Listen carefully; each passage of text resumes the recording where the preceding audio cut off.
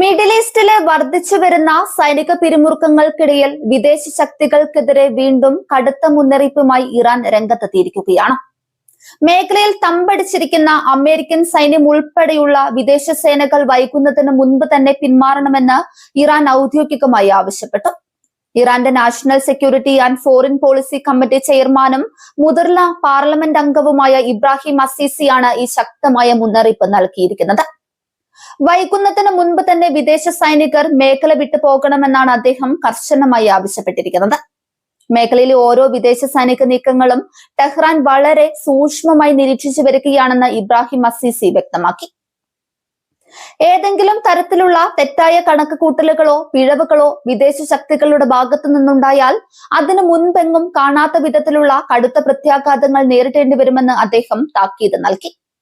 മേഖലയിൽ രൂപപ്പെട്ടിരിക്കുന്ന ഇറാന്റെ പുതിയ പ്രാദേശിക ക്രമം അഥവാ ന്യൂ റീജിയണൽ ഓർഡർ അംഗീകരിക്കാൻ വിദേശ ശക്തികൾ തയ്യാറാകണമെന്നും അദ്ദേഹം ആവശ്യപ്പെട്ടു. പാശ്ചാത്യ രാജ്യങ്ങളുടെ സാന്നിധ്യമില്ലാതെ തന്നെ മിഡിൽ ഈസ്റ്റിലെ സുരക്ഷയും സമാധാനവും ഉറപ്പാക്കാൻ പ്രാദേശിക രാജ്യങ്ങൾക്ക് കഴിയുമെന്ന നിലപാടാണ് ഇറാൻ ഇതിലൂടെ മുന്നോട്ട് വെക്കുന്നത്. അമേരിക്കൻ സൈനിക നീക്കങ്ങളും മിഡിൽ ഈസ്റ്റിലെ സഖ്യസേനകളുടെ സാന്നിധ്യവും ശക്തമായി തുടരുന്ന പശ്ചാത്തലത്തിലാണ് ഇറാന്റെ ഈ പ്രസ്താവന പുറത്തു വന്നിരിക്കുന്നത്. നിലവിലെ സംഘർഷഭരിതമായ അന്തരീക്ഷത്തിൽ ഇറാന്റെ ഈ പരാമർശങ്ങൾ മേഖലയിലെ യുദ്ധഭീതി ഇരട്ടിയാക്കിയിട്ടുണ്ട്.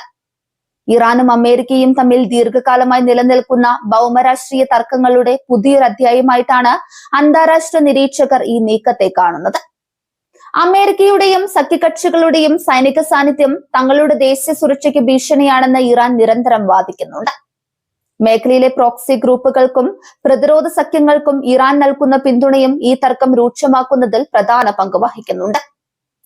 വിദേശ സൈനിക പിന്മാറ്റം എന്നീ ആവശ്യം ഉന്നയിക്കുന്നതിലൂടെ മേഖലയിൽ തങ്ങളുടെ മേധാവിത്വം ഉറപ്പിക്കാനാണ് ടെഹ്റാൻ ശ്രമിക്കുന്നത്. വിദേശ സേനകളുടെ സാന്നിധ്യം മിഡിൽ ഈസ്റ്റിൽ സ്ഥിരത ഉറപ്പാക്കുന്നതിനു പകരം കൂടുതൽ അസ്ഥിരത സൃഷ്ടിക്കുക മാത്രമാണ് ചെയ്യുന്നതെന്ന് ഇറാനിയൻ നേതാക്കൾ ആരോപിക്കുന്നുണ്ട്. സ്വന്തം താൽപര്യ സംരക്ഷണത്തിനായി വിദേശ ശക്തികൾ നടത്തുന്ന ഇടപെടലുകൾ പ്രാദേശിക സമാധാനത്തിന് തിരിച്ചടിയാണെന്നാണ് ഇറാന്റെ നിലപാട്. അതേസമയം ഇറാന്റെ ഈ അന്ത്യശാസനത്തോട് അമേരിക്കയോ സഖ്യസേനകളോ ഇതുവരെ അനുകൂലമായി പ്രതികരിച്ചിട്ടില്ല. തങ്ങളുടെ സഖ്യരാജ്യങ്ങളുടെയും സ്വന്തം സൈനികരുടെയും സുരക്ഷ ഉറപ്പാക്കാൻ മിഡിൽ ഈസ്റ്റിലെ സാന്നിധ്യം അനിവാര്യമാണെന്നാണ് വാഷിംഗ്ടണിന്റെ വാദം. മേഖലയിൽ വിമാനവാഹന കപ്പലുകളും യുദ്ധവിമാനങ്ങളും ഉൾപ്പെടെയുള്ള വൻ സൈനിക സന്നാഹങ്ങൾ അമേരിക്ക തുടർച്ചയായി വിന്യസിക്കുന്നുണ്ട്. ഇത് ഇറാനെ പ്രതിരോധത്തിലാക്കാനും ആക്രമണ സാധ്യതകൾ തടയാനുമുള്ള തന്ത്രത്തിന്റെ ഭാഗമായാണ് അമേരിക്കൻ ഭരണകൂടം വിലയിരുത്തുന്നത്. എന്നാൽ അമേരിക്കൻ സൈനിക വിന്യാസത്തെ ഭയപ്പെടില്ലെന്നും ഏതു തരം അടിയന്തര സാഹചര്യങ്ങളെയും നേരിടാൻ തങ്ങളുടെ സായുധ സേന പൂർണ്ണ സജ്ജമാണെന്നും ഇറാൻ ആവർത്തിച്ച് വ്യക്തമാക്കുന്നുണ്ട്.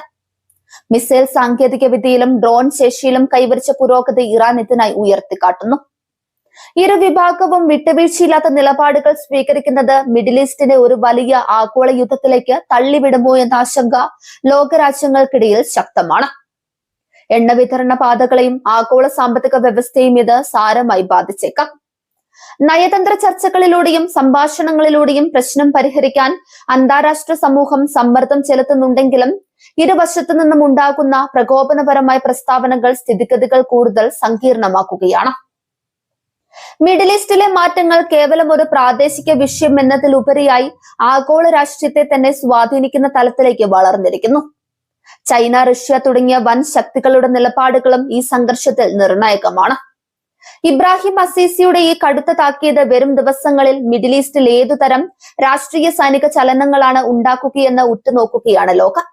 വിദേശ സേനകൾ പിന്മാറാൻ കൂട്ടാക്കാത്ത പക്ഷം മേഖലയിലെ നയതന്ത്ര ബന്ധങ്ങൾ കൂടുതൽ കലുഷിതമാക്കുമെന്ന് ഉറപ്പാണ്.